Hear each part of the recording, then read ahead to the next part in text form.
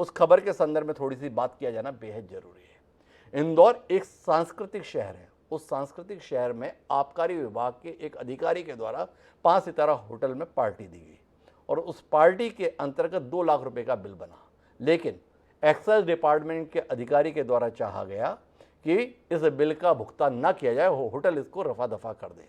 Hotel प्रबंधन तैयार नहीं हुआ तो नतीजा ये हुआ कि विवाद बढ़ते बढ़ते यहाँ तक आ गया कि माननीय अधिकारी के साहबजादे वहाँ पहुँच गए और वहाँ पर उन्होंने रंगदारी करके चाहा कि इस विषय को रफा दफा किया जाए।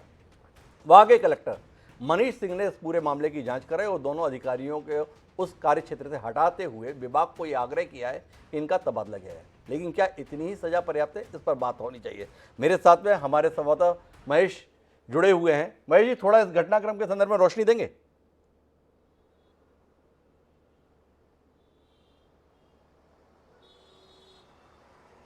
दरअसल ये घटनाक्रम जो है ये बीते शनिवार की रात का है। इंदौर में एक डीओ ऑफिसर हैं जिनका नाम है धर्मेंद्र भदौरिया। पद से वो डीओ हैं पर उनका जो रुतबा है वो किसी कमिश्नर से कम नहीं है। विगत लगभग 15 से 18 सालों से अपनी पोस्टिंग को इंदौर या इंदौर के आसपास के जिलों में कायम रखने में वो कामयाब रहे हैं। जलवा इतना है साहब का कि साहब जब चलते हैं तो अपने साथ में 4 गनमैन लेके चलते हैं। उन्होंने पिछले शनिवार के दिन में अपने इंदौर में जहां वो मौजूद हैं, इंदौर में जिस फ्लाइंग स्क्वाड में उनकी पदस्थापना है, वहां से इंदौर के ए सर्कल के अधिकारी संतोष कुशवाहा को फ़ोन लगा के कहा कि इंदौर के होटल मेरियट, जो कि इस वक्त मेरे पीछे नज़र आ रहा है, वहाँ पे एक पार्टी के लिए बुकिंग कराई जाए। ये पार्टी उनके बेटे सारांश के लिए होने वाली थी।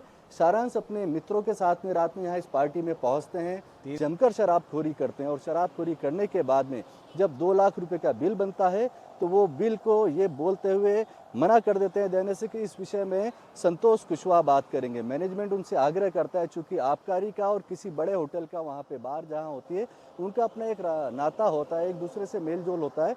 उन्होंने कहा कि संभवतः शायद ये कल बिल पे हो जाए। अगले दिन उन्होंने बात की संतोष भदौरिया, माफ़ कीजिएगा, उन्होंने धर्मेंद्र भदौरिया से बात की और संतोष जायसवाल से बात की। दोनों ने इस बात का दबाव डाला कि देखिए आपको हमसे और हमें आपसे काम पड़ता रहता है, छोटा सा बिल है, इस बिल को रफा दफा कर दिया जाए।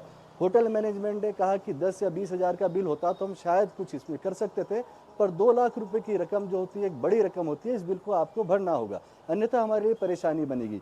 ये बात जब धर्मेंद्र भदौरिया अपने बेटे को बताते तो उनका बेटा गुस्से में होटल पहुंचता है। ये घटना सोमवार की है। सोमवार को होटल पहुंचता है, अपने साथ में उस पार्टी में मौजूद एक बड़े घर के लड़के के साथ पहुंचता है और मैनेजर को आते ही तमाचा रसीद कर देता है और उसके बाद में उनसे कहता है कि होटल चलाना मुश्किल हो जाएगा। जब बात बढ़ती है तो वो ना सिर्फ तमाचा मारने के बाद में, गाली गलौज करने के बाद में सारांश वहाँ पे चाकू भी खोल लेता है।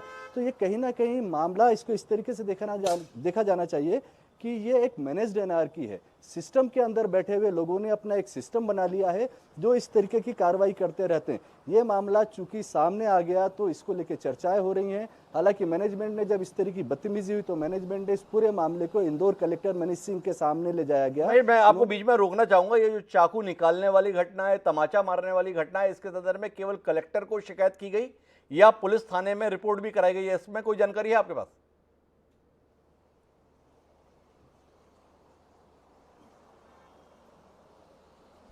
देखिए यहाँ पे जो होटल मैनेजमेंट है वो इस कदर घबराया हुआ है धर्मेंद्र भदौरिया फिर उनके आबकारी के महकमे से कि हम जब यहाँ पे आज कवरेज के लिए पहुंचे तो उन्होंने हमसे कई बार मिन्नतें की। इवन उन्होंने अपने सिक्योरिटी के बंदे को भी भेज कर ये कहा कि आप होटल के अंदर तो छोड़िए, होटल के बाहर भी कवरेज मत कीजिए और इस खबर को भी ना चलाइए।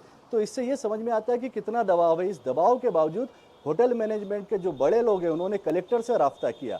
कलेक्टर से राब्ता करके उन्हें एक लिखित आवेदन दिया और आवेदन देने के साथ में जब एडीएम यहाँ पे जांच के लिए पहुंचे तो वो सीसीटीवी फुटेज भी बताया गया जिसमें उनका बेटा धर्मेंद्र भदौरिया का बेटा चाकू निकाल के खड़ा है, तमाचा मार रहा है। उसके बाद में ये कार्रवाई हुई। यहाँ पे एक बात और मैं आपको बता दूं कि धर्मेंद्र भदौरिया का वो रुतबा है कि विभागीय लोग इनके खिलाफ कोर्ट तक गए हैं।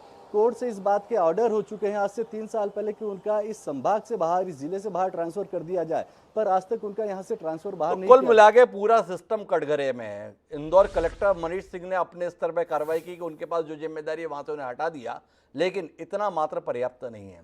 क्या एक अधिकारी का बेटा होना इतना अधिकार संपन्न बना देता है कि वह जाके होटल में लोगों को तमाचा मार दे, चाकू निकाल ले और उसे जेल तक ना भेजा जाए? ये इंदौर की पुलिस व्यवस्था पर सवाल खड़ा करता है। वहीं दूसरी ओर आबकारी विभाग भी कटघरे में है कि ऐसे अधिकारी इतनी रंगदारी दिखा रहे हैं, इसके बावजूद भी वह इंदौर में बने हुए हैं। इन अधिकारियों का तबादला होना चाहिए या निलंबन करते हुए निष्कासन की कार्रवाई, इस पर भी विचार होना चाहिए। बहरहाल आज के इस बुलेटिन में इतना ही। कल फिर मिलेंगे नई खबरों के साथ। मुझे दीजिए इजाजत। प्रणाम।